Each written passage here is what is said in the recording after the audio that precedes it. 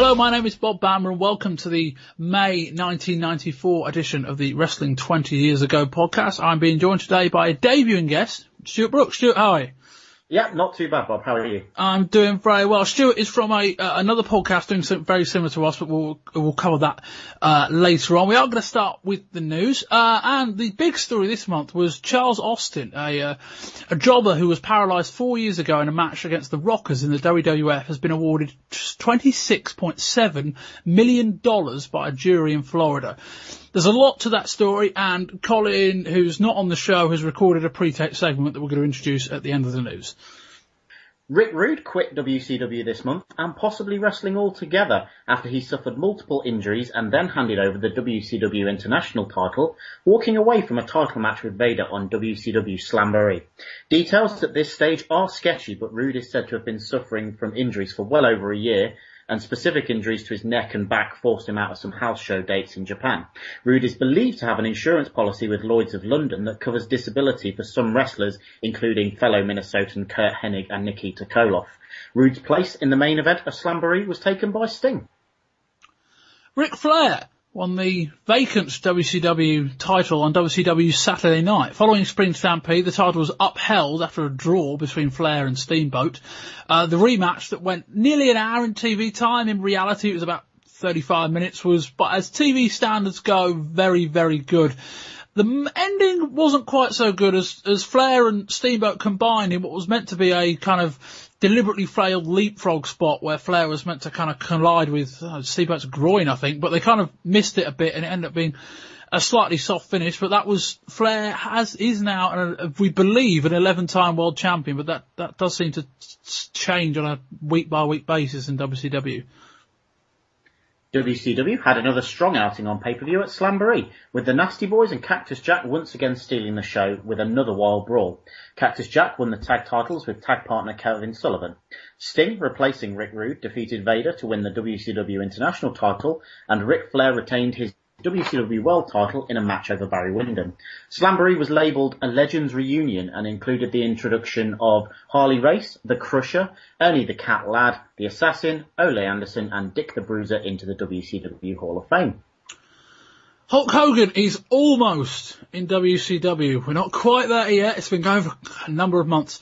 But Hogan taped another segment for WCW Saturday Night, which aired yesterday, I think. And basically just said, if the setup was that Hogan said, if people want me, I will be there, and they basically set it up to call the 0900 line, which we'll come to later in the show. The delay really in this Hogan stuff was that Titan had a match offer clause in the contract, but they declined that basically because they've just got so much money to pay Charles Austin and Jesse Ventura. Hogan was expected to make his in-ring debut at Bash at the Beach in July, but early reports from TV taping suggest this may not be the case. Despite leaving WrestleMania with 3 viable challenges to his title, WWF champion Bret Hart will face Intercontinental champion Diesel at King of the Ring, although this is the match only for Bret's title. After winning the Intercontinental title at the very end of April, Diesel cut a promo on the first episode in May and said that he wanted a shot at Bret's title. He will be in the title match, but the main event for the show will be Jerry Lawler versus Roddy Piper. Bret's other contenders: Owen is busy with the King of the Ring tournament, which he is surely one of the favourites to win. Lex Luger is tied up with Mr. Perfect, and Yokozuna is busy losing sumo matches on Raw to Earthquake.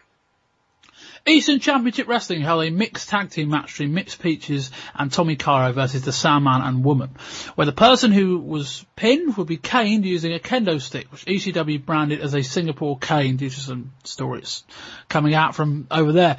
The bill focused on the character development of the Sandman, who's now a heel who smokes on camera. Cairo was said to have moved in with Miss Peaches in storyline. The heels won the match, which, barring a quick TV recap, did not air on television. Also in May, we've seen title changes across all 3 promotions this month. We've already documented the victories for Ric Flair, Sting and the team of Cactus Jack and Kevin Sullivan in WCW. In the WWF, the Head Shrinkers, with Captain Lou Albano in their corner, won the WWF Tag Team titles, defeating the Quebecers. And in ECW, the television title changed hands once again. This time, the Pitbull lost to relative unknown Mikey Whipwreck when Pitbull was knocked out by the Tasmaniac. Okay, that will end the normal news part of the show. We're now going to cut to a pre-tape segment from Connie Judkins, who's going to cover that Charles Austin story in full. Charles Austin, a jobber who was left paralysed after an incident in a WWF match in 1990, has been awarded $26.7 million by a jury in Florida at the very end of April. Austin was teaming with Lanny Poffo to face the Rockers, Marty Jannetty and Shawn Michaels. He was to receive the Rocker Dropper, where he would fall downwards with his body horizontal, with the view of almost landing on his face. Instead, Austin claimed he was instructed by Jannetty to take the move like a forward roll. He ended up landing on his head and breaking his neck. Doctors initially feared that the incident would mean he was paralysed from the neck down for life, but in the 3 years that have followed he has regained some feeling in his arms and legs, and is able to move around with the help of crutches. Perhaps what makes this story more perplexing is that Austin's lawsuit originally asked for $3.8 million in damages, although in closing Austin's lawyer did ask for $7 million. It's very rare for a jury to award the total amount asked. Austin would go on to be awarded 6 times the amount. Austin received $19 million, his wife $5.2, and their sons a total of $600,000. It is expected that the WWF will have insurance to cover the damages. Numerous people in the world of wrestling testified for the WWF, including Jannetty, Michaels, Killer Kowalski, Lanny Poffo, and J.J. Dillon. Perhaps most noteworthy was the man who was the plaintiff's key witness, two-time WWF champion Bruno Sammartino. Sammartino told the Pro Wrestling Torch, quote, "I thought it was a great injustice. In my opinion, Jannetty did nothing to protect a guy who was so green. The poor guy was told not to worry. A very experienced guy wouldn't have relied on Jannetty alone. He would have protected himself." End quote. More damning of the company perhaps was the observation from some in the courtroom that all of the witnesses for the defence lacked credibility, with some of their stories not just conflicting, but conflicting with their own sworn depositions. Stuart, let's move on to WCW Slamboree. I will start, as always, by reading out the results. We started actually with the Legends introduction. I won't read through all of those now. We'll come to those when we get to it. The first match of the show was Steve Austin defeating Johnny B. Bad to retain the WCW United States Championship. Terry Funk and Tully Blanchard fought to a double disqualification. Larry Zbyszko defeated WCW World Television Champion Lord Steven Regal in a non-title match. Dustin Rhodes defeated Bunkhouse Buck in a bull rope match. Ric Flair defeated his mystery opponent Barry Windham to retain the WCW World Heavyweight Championship. We have the WCW Hall of Fame inductions, the Assassin, Ole Anderson, Harley Race, Annie the Cat Lad, the Crusher and Dick the Bruiser. Cactus Jack and Kelvin Sullivan defeated the Nasty Boys to win the WCW World Tag Team Championships with special guest referee Dave Schultz of the Philadelphia Flyers hockey team. And in the main event, Sting defeated Vader to win the vacant WCW International World Heavyweight Championship. Before we start, I probably best I preface this show with a couple of things that are happening in the build-up. We mentioned the Rude stuff. I'll cover that in a little more detail now. Basically, Rude faced Sting in a match in Japan at the beginning of May, and won the international title by a screwy means. That was very much part of the plan. And then, since then, details, as we said in the news, are quite sketchy, but Rude either got injured or re-injured something or just decided he didn't want to do it anymore. But there's a fair amount of suspicion, with the legitimacy of what's going on, but essentially it seems like he's quit WCW. He was in Philadelphia, but he is as good as done. And so there was that, and I'll come to that bit on the show when we get to it. Also, there was mystery whether Barry Windham was going to be fit for his match with Ric Flair, so much so that on WCW TV they just couldn't build it. I think the week before the show they had a man in a mask run out and attack Ric Flair, and obviously with the idea that if he doesn't make it, we'll put someone else in there. Now, quite disappointingly, there were rumours that if it wasn't Windham, it would have been Terry Funk and Ric Flair. And as we saw about 5 years ago, those guys are very good when you put them in the ring together. But Barry Windham did make it for his match. That will start with that. Anyway, that's a bit of backstory, and we'll intertwine that when we get to it. Stuart, your overall thoughts on this show before we break it down? It was okay. Not great, but not terrible. I think the in-ring content was a lot better than the booking around it. I mean, you looked at the issue there with Barry Windham and the Mystery Man stuff. That didn't really make me want to buy this show. I don't see how that would make anyone want to buy this show. And yeah, the possibility of Ric Flair and Terry Funk, given Funk's performance on this show, would have been a lot more interesting. Yeah, I mean, an odd one from a buyer's perspective in the sense that they were advertising Vader and Rude like days leading up to the event. I think because they probably hadn't had time to work out who the opponent was going to be. And so you effectively had your international title and your world title, one with a match that you thought you knew but ended up being different, and one with a match you didn't know. And so that was a bit weird. I thought the match was, I thought the show was probably a bit stronger than you did. The in-ring content I actually thought was decent. Once again with WCW, I think that the match, the kind of final four matches were all good or better, and the tag team match was just astonishing again. But just too many ref bumps in this show. I've got 5 or 6 marked down in my notes, a lot. And again, it was kind of one of those things where we've had problems with WCW in the past where they've just had a ton of screwy finishes. This wasn't always the case with this. It was just more, let's have a ref bump and then, but yeah, in fact there were a couple of odd finishes, but no, I thought it was a good show on the whole. In-ring work was good. Opening hour was what it was, but it picked up down the stretch. We will start with the introductions of the legends at the start of the show. I'll read them out for the sake of it. Ole Anderson, Perry Banner, Red Bastion, Tully Blanchard, The Crusher, Don Curtis, Terry Funk, in theory, we'll come to that in a sec.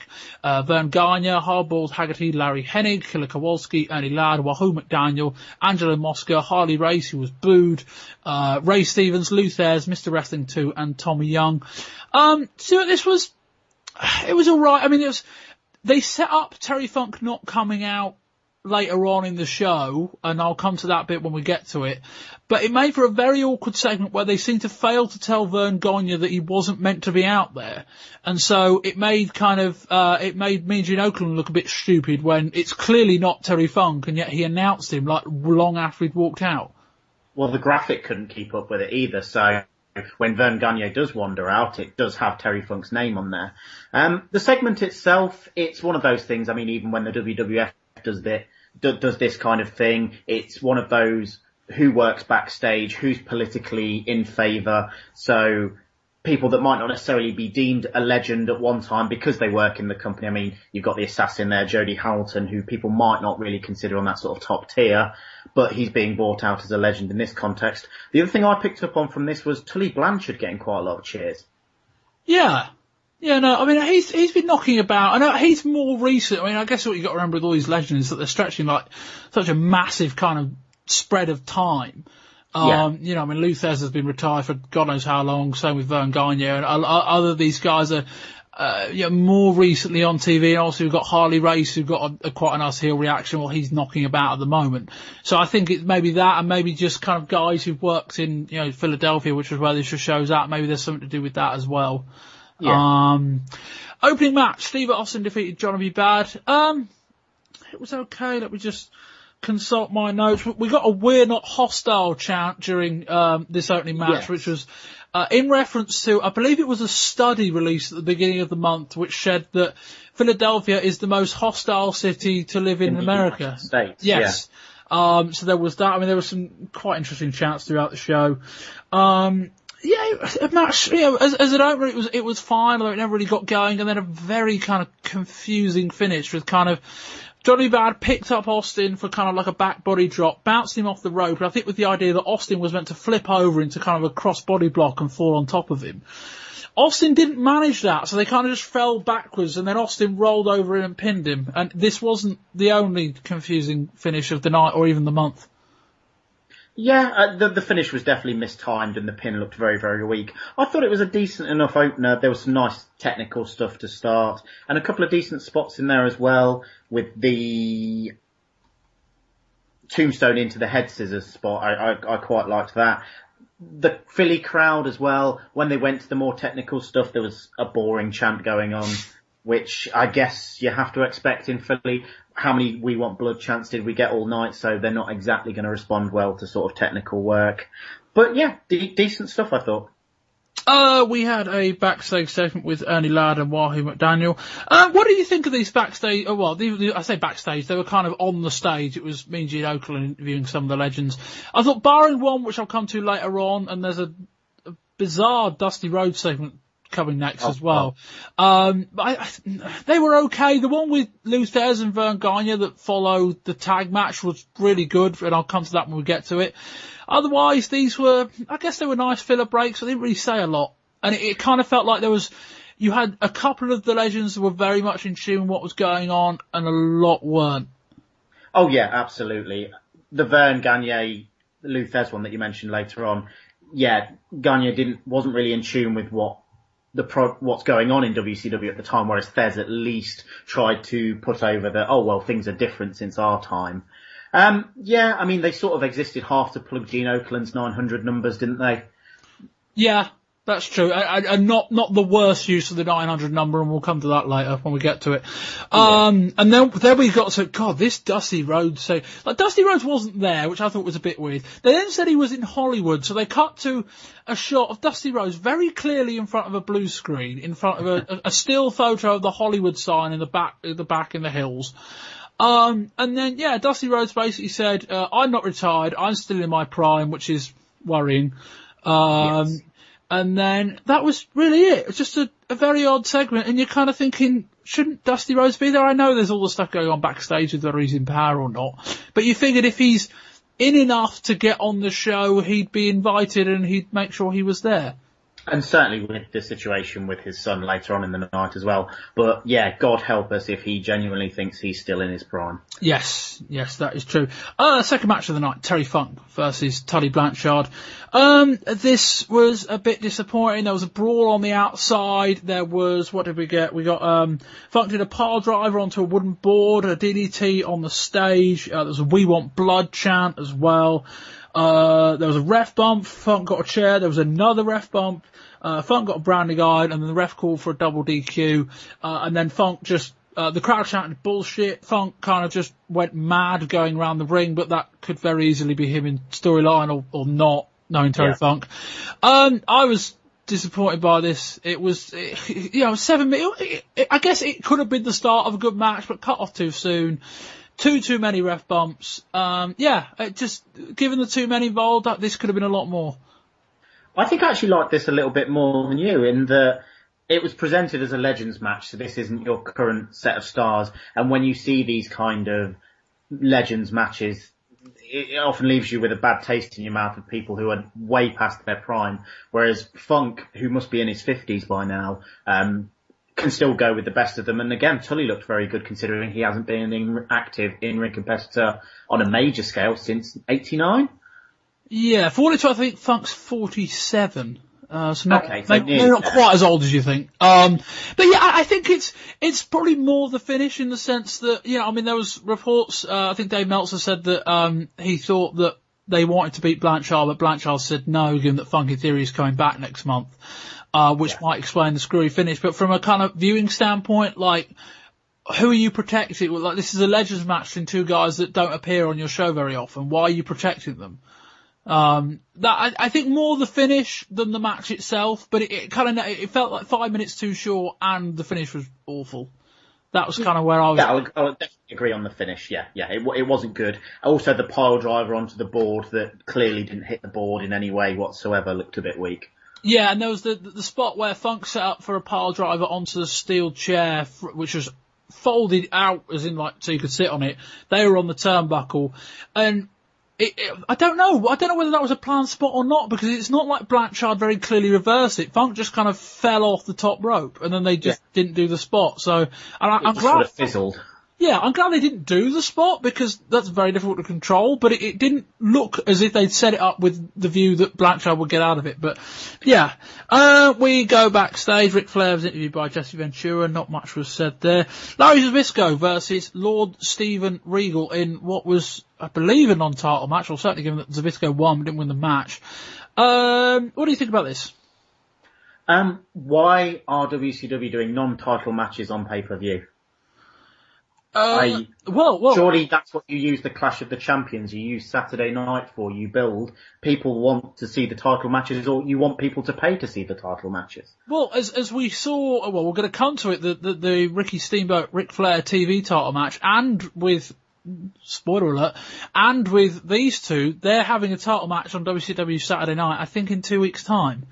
Does that not seem backwards to you, logic-wise? Yeah, particularly with the world title thing. Well, I mean, I guess the idea in theory is that they can use it to try and get people to watch their TV program, which in theory makes sense, but it's not like the Flair and Steamboat thing did any great TV ratings either. But yeah, again, this was it's almost like, because, spoiler alert, Zbyszko is going to win the title in a couple of weeks, on TV. So yeah, I don't know why you wouldn't do it tonight. Maybe it was just because they were changing the tag titles, they were changing the international title. Okay. Maybe they didn't want a third title change to get lost in the shuffle. Maybe that was it. Fair enough. I thought the match was okay. Again, Larry Zbyszko very much in tune with how to play a babyface in Philadelphia. Yes. I thought using the ropes for leverage behind the referee's back and just sort of playing games with the crowd with that, they got into him through that. Regal is very much in tune with his character as well. A bit too much stalling for my liking from him. Oh, at the start. I mean, it was about 2.5 minutes before anything happened. Yeah. And again, when they went to the mat as well, boring chants. But again, Zbyszko was able to come out of that and get it back in tune with what that crowd in front of him wanted. Yeah, and the match finished. Regal went for a double underhook suplex. Zbyszko reversed it into a backdrop and got a pin. Again, non-title match, but there will be a title change, I believe, on WCW Saturday Night within the next couple of weeks, I think.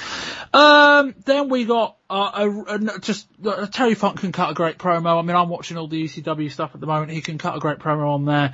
This wasn't quite the same in the sense that he didn't have like the material or like the talking points to really get at.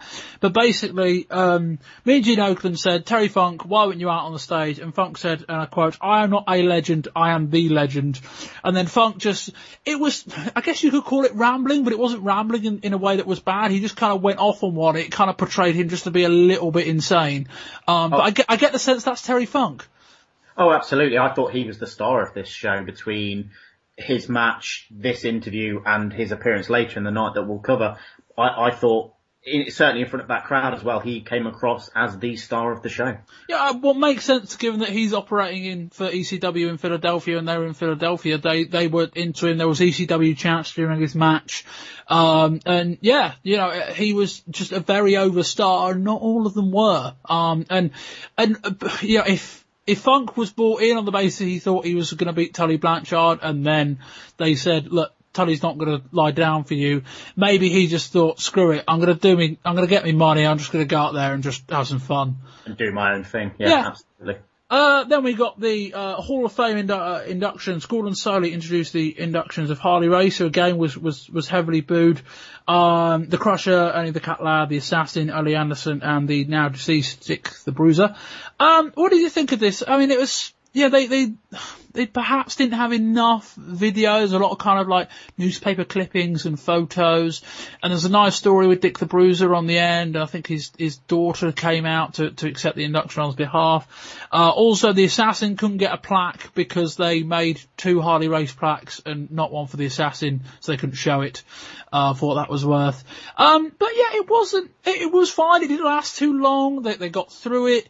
The crowd weren't terribly into it. They were respectful, but again, I think it's one of those things where, as Dave Meltzer kind of said in his report, which was kind of like, this would probably be more effective if it was a company that paid attention to its history in the other 11 months of the year.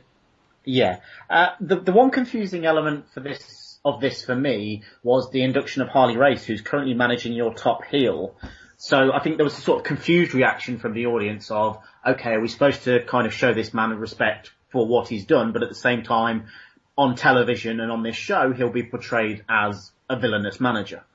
Yeah, no, and that probably summed up the reaction, where there were boos and there were some respect, but yeah, I think it was a reaction that was probably quelled by the timing, and maybe the sort of thing, wait another year, see where he's at, and by that point maybe it's better to induct him. I thought Sophie was excellent in his role. Yes, no, very much so. Very, you know, to the point. He has that kind of voice where, yeah, they've had him on commentary a couple of times and he's got a very different sound to Tony Schiavone. But I think for something like this, he has the right kind of voice for it. He sounds like he's from 20 years ago anyway. Oh, absolutely. And yeah, he fits in with the people around him. So yeah, good effort. And also, I think more to the point that he probably knows a lot and has seen a lot of those guys, so it's easier for him to kind of do this kind of thing because it's not him learning a script or learning other people's achievements. He probably knows a lot of it. Oh, absolutely, yeah. Backstage segment with Jesse Ventura interviewing Colonel Robert Parker, who refused to reveal Flair's opponent. Then we got Dustin Rhodes versus Bunkhouse Buck in a bull rope match. Your thoughts on this? Yeah, pretty good. Very violent. Different to what the opening of the card had been, so the Philly crowd were way more into it. Obviously, it would go further down that sort of violence route with the tag match later on, but yeah, this got the crowd absolutely into it. One thing I want to say is that Bucksnort, Tennessee is the greatest town anyone's ever hailed from.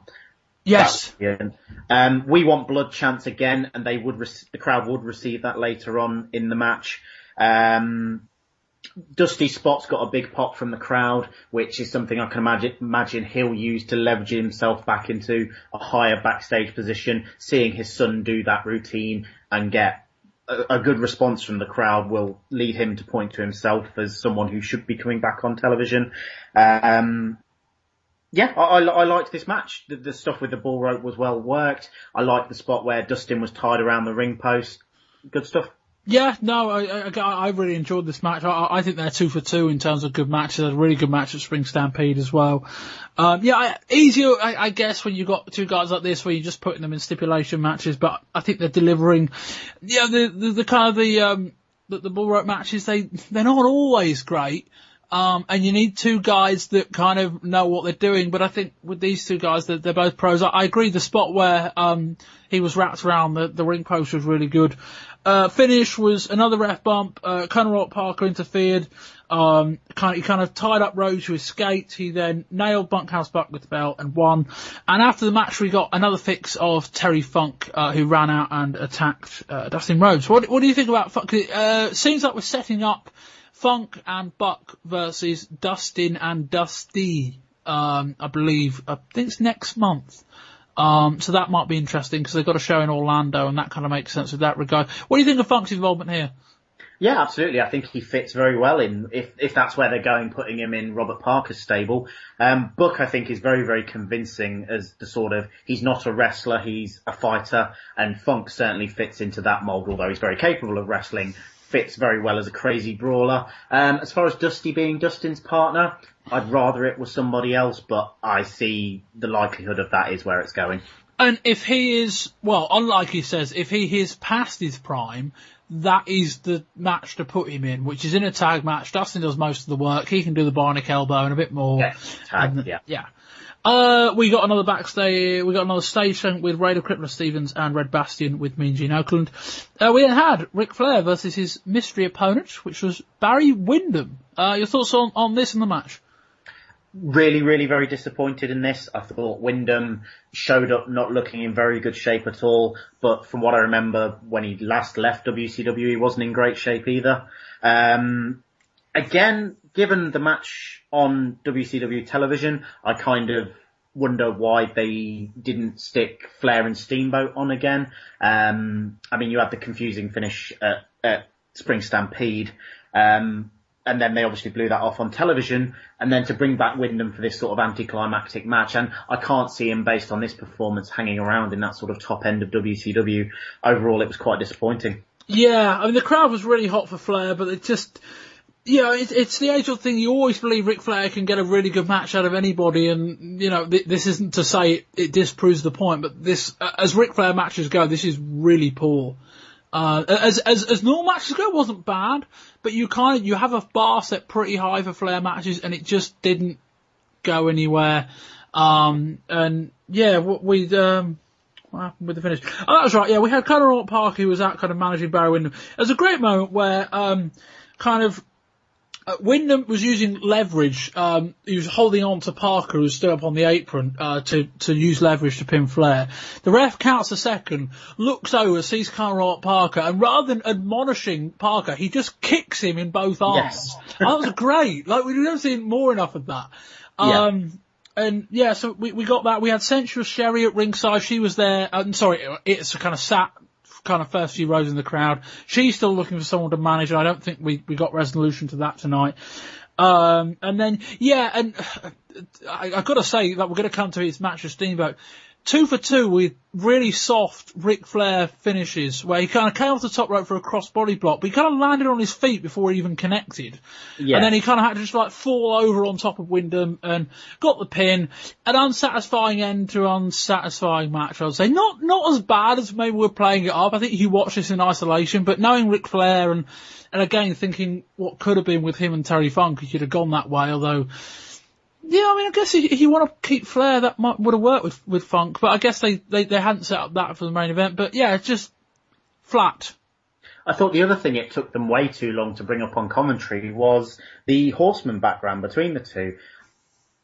Yeah, no, yeah, okay, and this is the kind of thing we speak about earlier with the Hall of Fame stuff. If you pay more attention and you ram home more of the historical stuff, when you come to actually trying to do a show called Legends Reunion, it helps. Moving on, we go to the tag team match, which was the Nasty Boys versus Kevin Sullivan and Cactus Jack. Cactus Jack was replacing Evad Sullivan, who was another injury. It's Dave Sullivan, to reverse his name, who was injured. We'll see an appearance from him. And we had Dave Schultz from the Philadelphia Flyers as the special guest referee. This was, it was called a Chicago Street Fight, I think. But yeah, just another walking brawl. If you saw the match last month, this was kind of the same. Last month was brilliant. This month was also brilliant. God knows what we got here. Cactus Jack jumped off the top rope to the outside, on through a trash can, which Knobs was lying on, but he moved. There was a brawl on the ramp. Jack went through a table, and I'll come to the finish in a second. What do you think of this match? Yeah, absolutely brilliant. The spot you mentioned with Jack going through the trash can from the top or second rope, incredible. Looked absolutely devastating. I hope he's all right from it, and I do wonder what kind of toll these bumps are taking on him. But as a spot to watch, it was absolutely incredible. The pile driver on the ramp by Sullivan as well looked brilliant. Jack went through a table off the ramp as well. Just crazy brawl. Yeah, really enjoyed it. And then we get to the finish. We've got Sags on the top rope. Does a top rope elbow drop to Jack on the inside. Then Dave Schultz kind of leans in to go and make the cover, and Sags kind of gets up and almost like pushes him out of the way, which doesn't impress Dave Schultz at all. Sags goes over to the corner and picks up Schultz's hockey stick, because you know it's a street fight, so Schultz has come armed. Naturally. Yes, well, I actually thought that made sense in this kind of scenario, given that what was involved and given that, you know, he's an outsider and he's a hockey player. You bring a hockey stick, that kind of made sense. They got into an argument, there was some pushing, some shoving. Jack picked up the then dropped, hockey stick, nailed Sags over the head, went to pin him. Schultz did the world's quickest 3 count, and we have new tag team champions. And then after the match, we had Maxx Payne coming out. He came out with the guitar, which if you recall back to Super Brawl back in February, that he got smashed over the head with. Maxx Payne came out with guitar, and Sags, who got by this point, got blindsided by a brutal guitar shot. And then we even got Evad Sullivan coming out as well, who came out on his crutches and cracked Knobs over the head with a crutch. Apparently nobody got injured in this mess, but what I will say is that, yeah, Nasty Boys have been going for a long while, kind of last 7 or 8 months as tag champs, having all these kind of screwy finishes, and in the last few months having really good matches, and I'll come to that bit in a minute, but this was great. This was the culmination of all that stuff. You know, the heels finally got their comeuppance. Maxx Payne comes out and returns the favour with a chair shot from Super Brawl. Evad Sullivan comes out as well. I thought this was fantastic. Yeah, it was a really nice moment after the match to see the Nasty Boys finally get their comeuppance, yeah, and the sort of collective group. Obviously, Sullivan and Jack have been forced to team together, injuries to their partners, so it was a nice moment for all 4 of them to be out there. I read that Sags was legitimately knocked out by that guitar shot, and it did look devastating. Yeah, it did. I think no serious injuries. Sorry, I'm just rereading the report. So yeah, for what that's worth. But no, I mean, the Nasty Boys. I mean, you know, they're not great wrestlers. You know, you know that. You just got to look at them. But they have the first 5 months of this year. They have been excellent. And, Cactus Jack deserves his role in that, as does Maxx Payne, as even does Kelly and Sullivan. But they've been given the kind of the free rein to go and do what they want to do. Really good. I know a lot of the booking surrounding sort of the big matches on this show has been very messy, but I thought this was one of a good example of where they got absolutely everything right. Like you say, the Nasty Boys, they're not great wrestlers, but if you put them in these situations where they can do what they do very well, it works. Yeah, no, completely agree. We cut to the stage where Mean Gene Okerlund is with Vern Gagne and Lou Thez. This was kind of like the rest of them in terms of you've got variations of guys, how in tune they are with the product. The one bit I really liked in all this, and you might think, what do you like about this? But I'll explain why in a second, was that Mean Gene Okerlund asked Vern Gagne specifically about that match, and he said, on a quote, that had nothing to do with wrestling, as in to try and hate on it. And you might think, well, that's effectively a babyface, hating on the match. But what I really liked about that was that we're in Philadelphia, a crowd that's chanting, we're not hostile, we want blood, ECW rebellious. You get the old guy, the guy that the young kind of 20, 25-year-old male thinks, he's over the hill.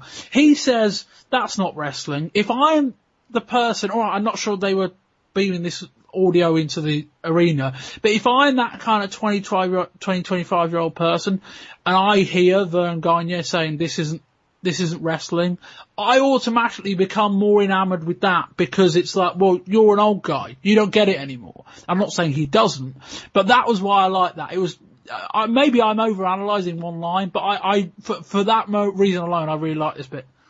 I thought Jack and Sullivan were the most over baby faces of the entire night. So, yeah, having Vern Gagne say, that's nothing to do with my sport, it's legitimately his feelings on it, I imagine. But yeah, it didn't portray him in the best light with the crowd. And yeah, they were certainly on the side of Cactus Jack and Kevin Sullivan. Yes, no, completely. We will cut to the main event, which was Vader versus Sting. I'll fill in the bit that I actually didn't cover when it actually came up in the show. Just after the Legends introduction, we had Nick Bockwinkel coming out. He invited out Sting, who was wearing just an amazing bright red suit. Fantastic. Worth watching the pay-per-view alone just to see the colour of this suit. Basically, Nick Bockwinkel said, and there's just tons of really in all this, Bockwinkel said, having reviewed the tapes of the Rude Sting match in Japan where the title changed hands, they decided that because the title change was a little bit nefarious, they were going to reverse the decision. Now, I'm thinking, hello, what about all the other screwy title changes in the last year that you haven't reviewed and overturned? But anyway, it's wrestling, you take what you can with it. And basically he said, look, you're back as champion, and Sting, basically, in not so many words, went, I'm a babyface, I'm not champion, I'm going to win it. And Sting then said, right, I'm going to face Vader in the main event. So that gets us to Sting versus Vader, as I turn 4 pages in my notes. We had a psych out at the start of the match. Sting hit a wonderful vertical suplex on Vader, and he held that for a long time. We had a couple of Vader bombs, we had a ref bump, a really kind of out of control choke slam, kind of Sting landed, I think, on a combination between his head and his shoulder. We had Reigns hitting Vader with a chair, or he tried to set up that spot again. We had a Vader Soul, Sting moved, then so Vader's laid out on the floor. Harley Race tries to do his diving headbutt into the ring and lands on Vader again. That happened last month as well. Sting hit the splash from the top rope. Pin, referee came round, won the title. Maybe not quite as good as some of their other matches in the past, but still really good. I think given the lack of build, the fact it wasn't a world title match, it was an international title match, I thought it was a really good main event. I thought it was decent. Like you say, not as good as their stuff in 92, so it almost felt like a bit of a sort of greatest hits match. Like you say, it's been thrown together with very little build, so they went to the spots they know they could do, and would fit in the match. Did you pick up on the Sting must die chants from the non-hostile Philly crowd early on? No, I didn't. Yes. But well heard. Yes. But yeah, it's one of those things really. But no, it's Sting in most places at least is very over. So, you take what you can with that.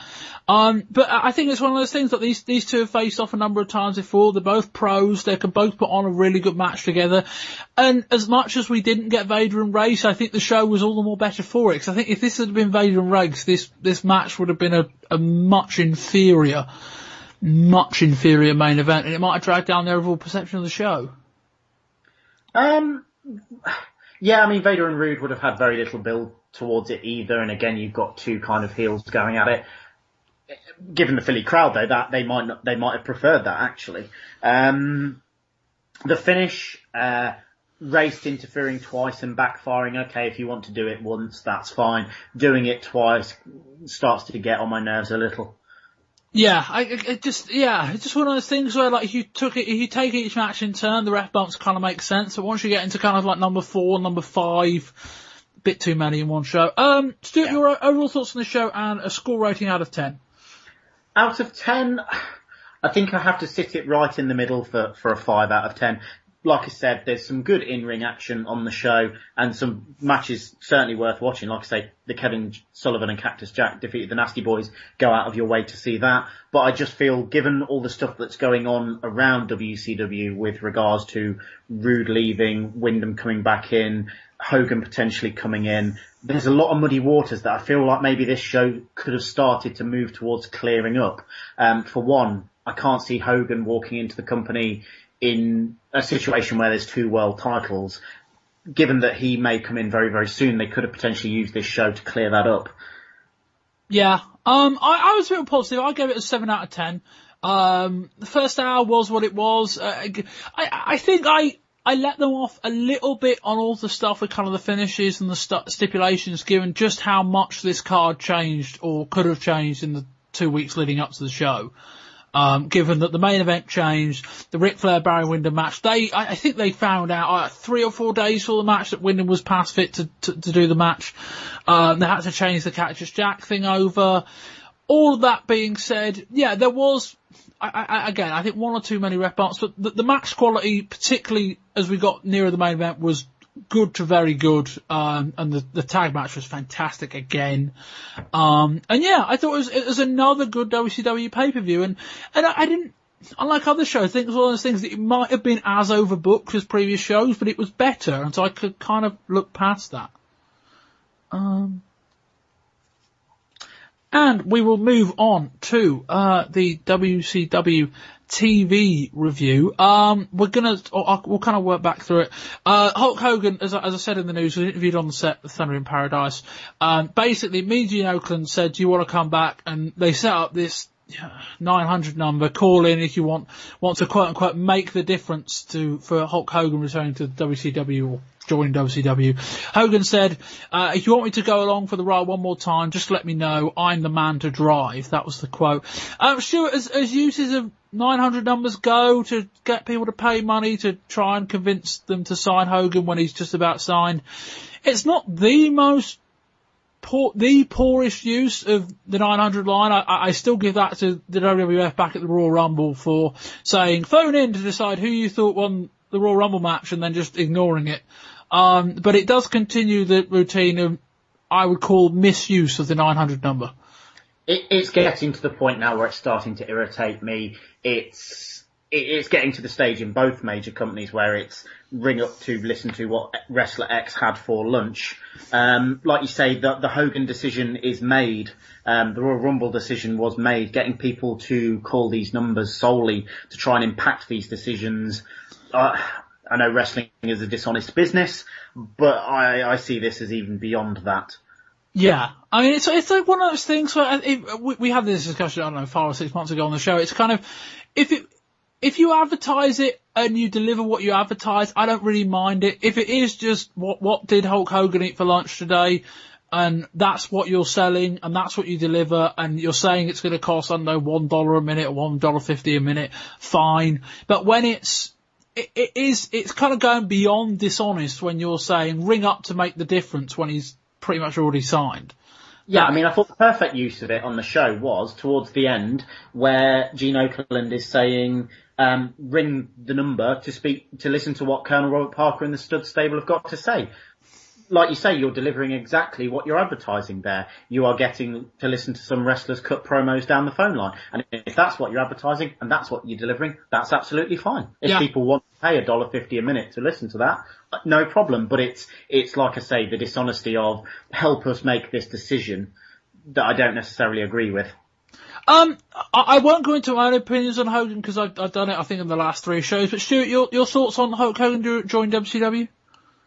My fear is he will turn WCW into what he wants it to be rather than necessarily what it needs to be. Do I think he'll bring a lot of new eyes to the product? Absolutely. Do I think he'll bring a lot of mainstream media attention? Absolutely. Will we see the subsequent hiring of the Jim Duggans and the Brookes Beefcakes? Almost certainly. But it's then where do you fit in the WCW main players around him? Flair is slow burning towards a heel turn, I feel. He's very popular with the crowd at the moment, so I don't necessarily know if that's the right thing to do. And again, where do Hogan and Sting fit in together? I can't see Hogan wanting to be 1A to Sting's 1. Yeah, I mean, the thing with the Flair thing, I thought he was as good as a heel last month, but he very much wrestles as a babyface on this pay-per-view. And yeah, I'd say very much wrestles as a babyface. I guess, as you said, it's kind of Philadelphia crowd. You're almost a pseudo face in a way. But yeah, I won't elaborate much more on that. And I think it's just kind of let's wait for him to join now and see what happens really.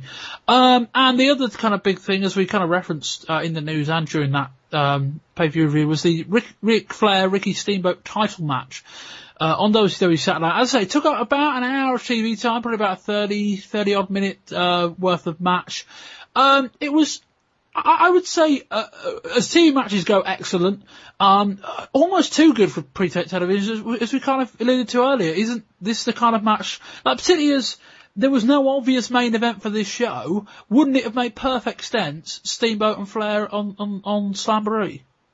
Absolutely, 110% agree with you.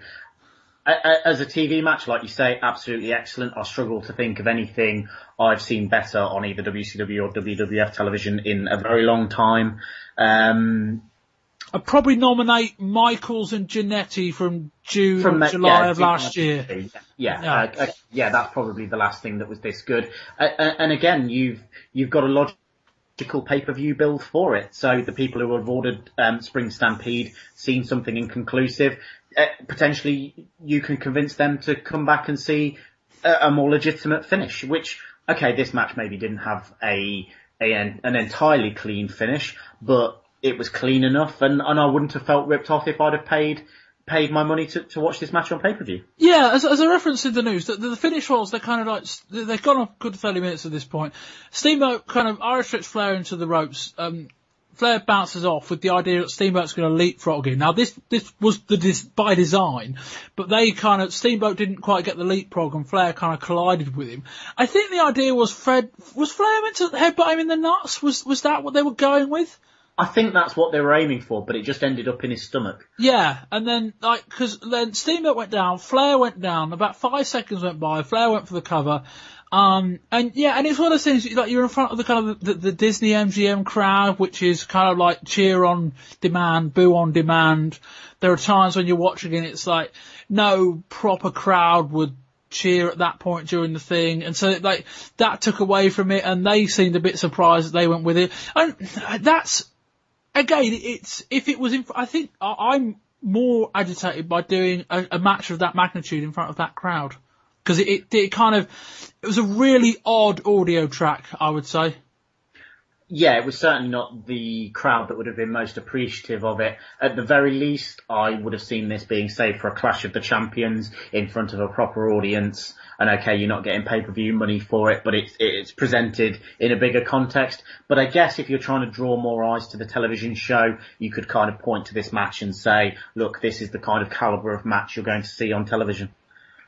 So before we move into our WWF TV review and our WWF discussion, you do a podcast, which is part of the reason we kind of brought you on the show, called the New Generation podcast. Talk us through all of that, where people can find it, and kind of the shows you've done so far. We look at chronologically WWF pay-per-views. We started at King of the Ring 1993, and we're just kind of working our way through that. We have taken various detours to look at. We did an episode on the Stein Brothers. We've looked at some WCW, and we'll do that again at some point. There's myself, Adam Wykes and Paul Scrivens. We've been friends for a very, very long time, so it's nice for us to kind of sit down and talk about these shows, which is what we do anyway, but at some point we just decided let's record them and see what other people think of our random discussions. We often go very, very far off topic. And generally the response to the show has been very, very positive. We're on Facebook at facebook.com/New Generation Project Podcast, and you can find us on Twitter at the slightly simpler New Gen Podcast. Yeah, you guys do kind of, it's pay-per-view reviews mainly, of those you say you've done other stuff. You do a really good job, and like a lot different to ours. I think your analysis of WrestleMania was about 2 hours long. I think our WrestleMania show was the same distance, but we had all the other stuff to cover as well. But I think for a much more in-depth look, because I try to keep our pay-per-view reviews to kind of 20-25 minutes, but you guys, the WWF stuff, if you want more long form and a bit more random, shall we say, a bit more kind of deviation, tangents. Definitely check it out, and we'll cover that more at the end of the show. But we'll move on to our WWF TV review. I'm going to walk through all of my notes, and then I'll cover the bits we're going to discuss in turn. Diesel walked into the spot as the number one contender for Bret Hart's WWF title at King of the Ring. Basically, it was like the week after he won the Intercontinental title, he said, I'm coming for Bret Hart's WWF title, and then a week later, that match was set. We'll cover that and the machinations of that when we get there. Head Shrinkers defeated the Quebecers to win the tag title belts. Earthquake defeated Yokozuna in a sumo match. Jerry Lawler will face Roddy Piper at King of the Ring. The build at the moment, not a lot's happened, but they're setting up for a big showdown between the two next week on King's Court. King of the Ring, the quarterfinals, it hasn't all played out on TV, but it's certainly all been taped yet. We've got IRS against Mabel, Razor Ramon against Bam Bigelow, Jeff Jarrett versus the 1-2-3 Kid, and Tatanka versus Owen Hart. Nikolai Volkov is now under the toe of Ted DiBiase. They had a segment earlier this month, basically the story being that Volkov needs the money, so he was made to strip of all of his garb and wear trunks bearing the message, property of the $1 Million Man. And there are many more sightings of The Undertaker this month, just in various places, on the streets. We had a deli shop, I think it was last month. Ted DiBiase also said on commentary at one point that he was going to buy The Undertaker. I've no idea where this one is going. Stuart, we'll start really with Diesel. As I said coming out of WrestleMania, I'm sure you guys did as well on your show. There are three guys coming out of WrestleMania with various claims to the WWF title. You've got Yokozuna, the former champion, who Bret Hart said, I will give you a title match. You've got Lex Luger, who never won the title, and we've both done that, I assume, at length last year. Yes. And he's now tied up with Mr. Perfect, but Lex Luger was screwed out of his title match with Yokozuna. And we've got Owen Hart, the man who beat the incumbent champion in the Open at WrestleMania. Three guys, all with various claims. Now, I'm not saying that any of these would have done bombastic numbers or any of these were like jump out, stand out choices. But to have those three and then to go, and then Diesel just comes out and says, I want the WWF title. Strange. It feels a little bit out of nowhere. I guess they've walked away from Yokozuna in that we've seen two Bret Yokozuna pay-per-view matches, so I guess that's why they're not going with that. He seems to be going off somewhere else away from the world title. We've actually seen three. WrestleMania, King of the Ring. No, that was Hogan, wasn't it? Yeah, no, that's two. Both WrestleManias. Carry on. Luger, I wonder where they're going with him. I mean, he's got to be considered a failed experiment now. Damaged goods. He's had the bus push into SummerSlam 1993. He's not managed to maintain that momentum. And in all honesty, as a babyface, he may be getting a reputation as the choke artist, you know. So do they scrap him entirely in that way and turn him heel? Do they send him off with someone as a manager, be it Cornette or DiBiase or someone, and try and rebuild him that way? Owen, yes, absolutely logical, and I fully expect them to face off at some point. But I guess he's kind of odds-on favourite for King of the Ring, which would again build to a later match between Bret. Diesel, I guess, fits Vince McMahon's idea of your world title contender. Yes, it feels very forced and very pushed, and he's had a very rapid sort of ascent post-Royal Rumble, but he's big, he's got a presence, he's got a charisma, and he's got Shawn Michaels in his corner that can take away a lot of his shortcomings in the ring, and I feel that will be the match with he and Bret at King of the Ring. Yeah, and also a lot of his shortcomings on promos. There was a very wooden Diesel promo at the end of this month as well on Raw. To pick up on one point you made, and this is kind of one of the things where, one of the reasons I'm kind of a bit kind of antsy about the whole thing. He hasn't had a rapid rise since the Royal Rumble. Since WrestleMania, I'll give you, they've kind of, he won the Intercontinental title and he was featured heavily on episodes of TV after WrestleMania. Won the Intercontinental title and everything that's happened this month, etc., etc. But they gave him a massive monster push at the Royal Rumble where he eliminated 7-8 guys in a row. He was a heel getting Diesel chants. And then they just forgot about him for about 8 weeks. It was like Royal Rumble never happened. He was just back in Shawn Michaels' corner.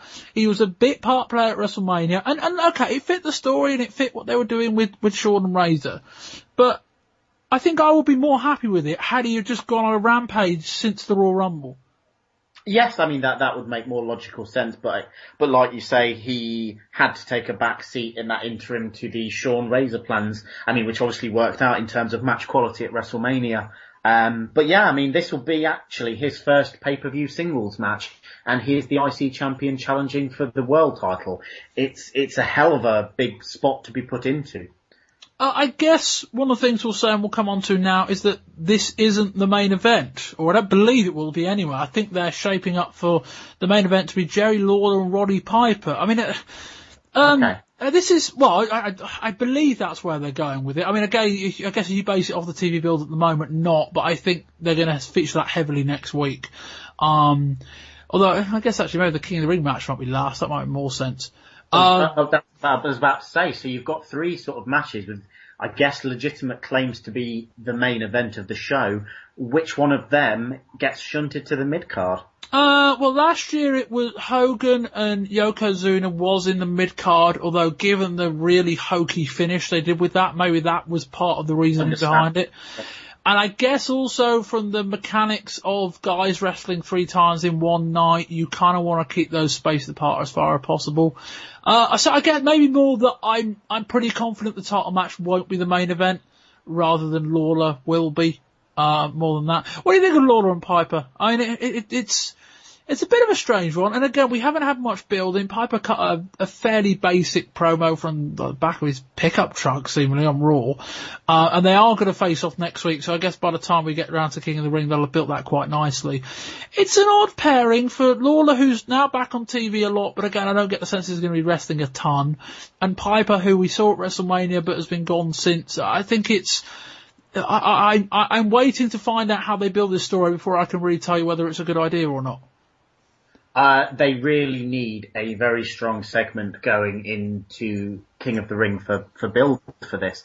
If they deliver that on a King's Court segment next week, then that's fine. If there is no big killer promo from either one of them, then yes, it will have had a very, very weak build.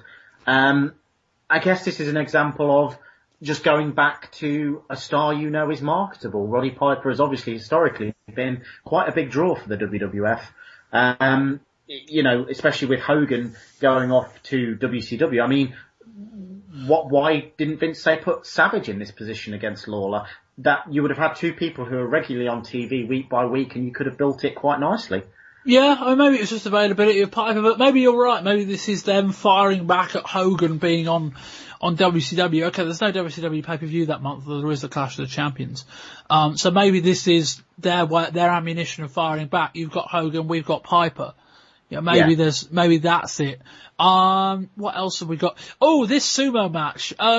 This was different. Yes, different is the word. I mean, let's be honest, it was really bad, like awful. Like they built it up over a couple of weeks. It wasn't a throwaway by any stretch, and they built up Earthquake's history as a guy who, has done sumo matches in the past. We get to the match, they're taking down the ring post, they decked out the ring in a new matting. We saw far too much of Earthquake's chest. There's a reason he wears a singlet. And then the match started, they butted chests, they pushed each other around a bit, and then after a couple of minutes, Yokozuna got pushed off, and that was that. I will give it a tick for novelty. I will give it a tick, as we said about scaffold matches about 6 or 7 months ago. The idea sounds far better than the execution, but this was really bad. Yeah, like you say, if it is a one-off novelty and we never see it again, maybe retrospectively down the line, we will gain an appreciation for it, but as a segment in the here and now, it was quite excruciatingly bad. Yeah, something like that. What else have we got? The tag title change, which we've covered. King of the Ring preview, the King of the Ring tournament itself. IRS against Mabel, Razor Ramon against Bam Bam Bigelow, Jeff Jarrett and the 1-2-3 Kid, and Tatanka and Owen Hart. Other than Owen Hart, maybe Razor, but this isn't a field that kind of fills me with, I don't know what's going to happen here. No, there's not a lot of clear winners. I mean, Owen is obviously the standout there and would make sense in a sort of logical build to Brett. If Diesel's winning the title at King of the Ring, could Razor be his first babyface opponent as champion? Well, I was going to say logically it'd be a Brett in a rematch, but then again logically Brett would face Yokozuna in a rematch, and he didn't go there. Maybe, yeah, maybe. I mean, if Diesel's, I'd be very surprised if Diesel wins the title. I mean, that's at this stage in the game anyway. That's a real kind of. Oh God, it would be a shocker. Yes, but. Yeah. Looking at kind of logical winners for this tournament, I'm trying to pick someone, say, from either side last year, obviously, Brett didn't necessarily go straight into the title picture, but that's where he's ended back up as King of the Ring. Yeah. As long as it's not Mabel, I'll be happy. Well, or IRS. Yeah. Or Jeff Jarrett, 1-2-3 Kid. I mean, I guess if... You could tell a good underdog story there. Yeah, well, you could tell the same underdog story you told the year ago with him. I mean, they're kind of, he hasn't done a ton more recently. I mean, he was in that kind of 10-man tag at WrestleMania that got bumped. He's been on TV since, obviously he won his kind of round of 16 qualification match. But yeah, I mean, I would guess Razor and Owen in the final. That's a marketable match, a strong babyface, a strong heel. Should be a really good match if they get the time as well. And that could be really good as well. I guess it will be a lot more easy, assuming the title match goes on before the King of the Ring finals, as happened last year. I get the sense that, assuming Brett wins, Owen wins the other one, and then that's your logical thing going forward. That would be the logical match for SummerSlam. And that pretty much does it. There's not much else to talk about. We'll move into ECW TV discussion. A few notes before we get into the kind of the thing we're going to discuss. The Funk, Story Jr. and Terry Funk are going to reunite next month to face the Public Enemy in an ECW event.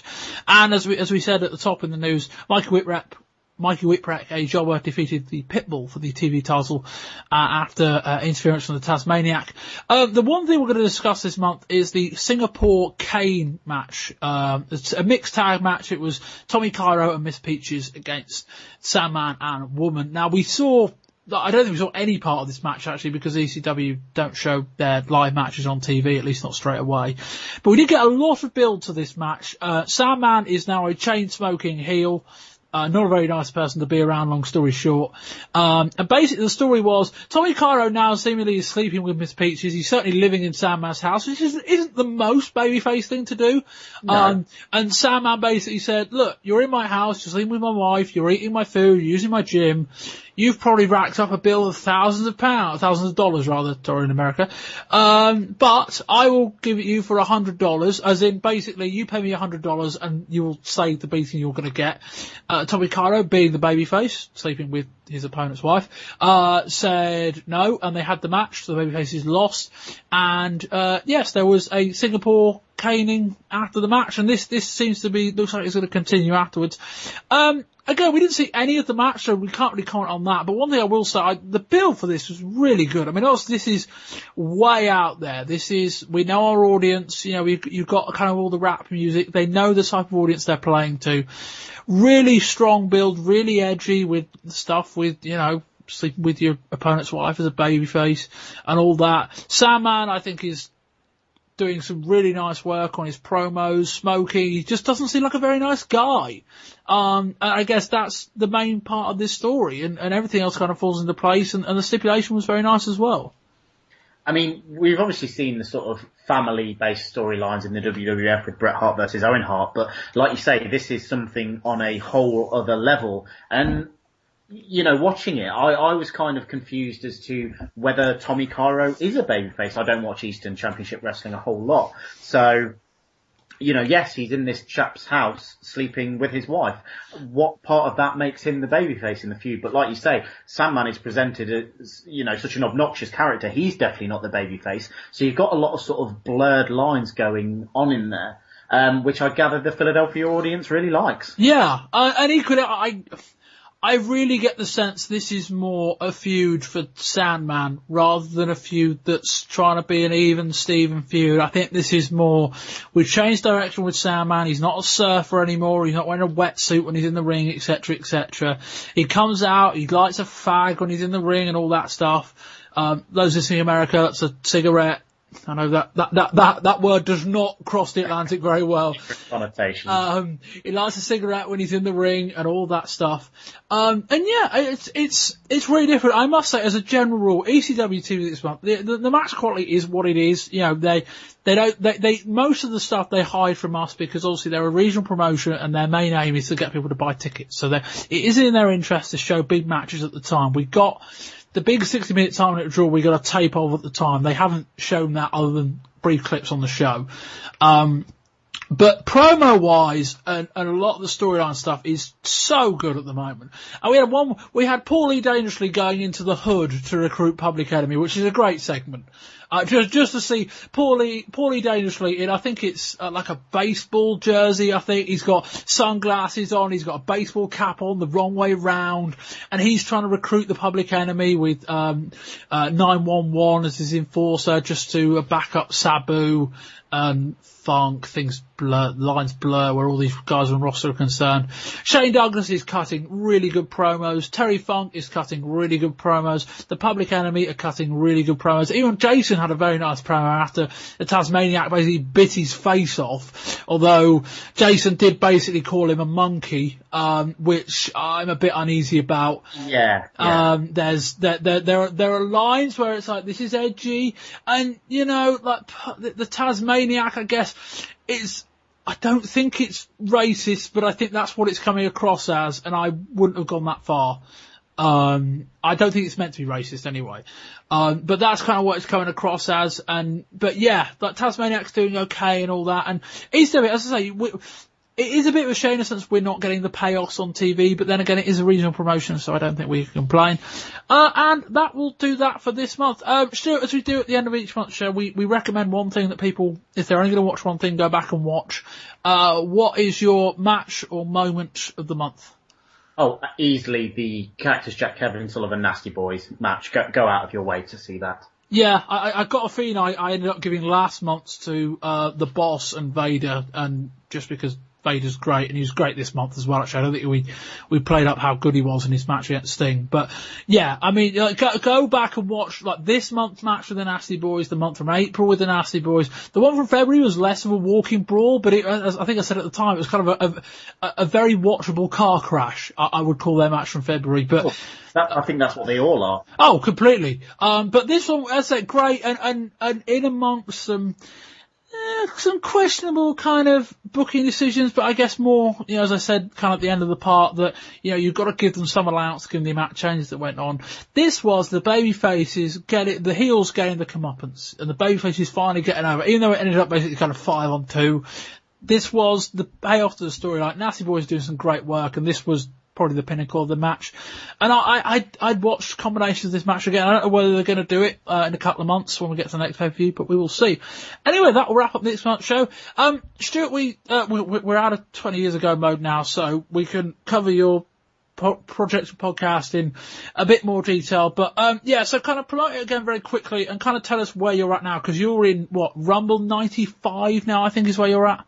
Yeah. So basically what we're doing is King of the Ring 93 all the way up until WrestleMania 14. Obviously our inspirations were very much kind of OSW Review and the Attitude Era podcast. Actually, one of the things that kind of inspired it is that Adam and I had actually sat down and chronologically watched all these Attitude Era pay-per-views and had all these conversations, and then we found out that, it was a viable option, that other people were kind of recording them and broadcasting them, and they were being received quite well. So there was a logical gap there as well in that sort of new generation era period.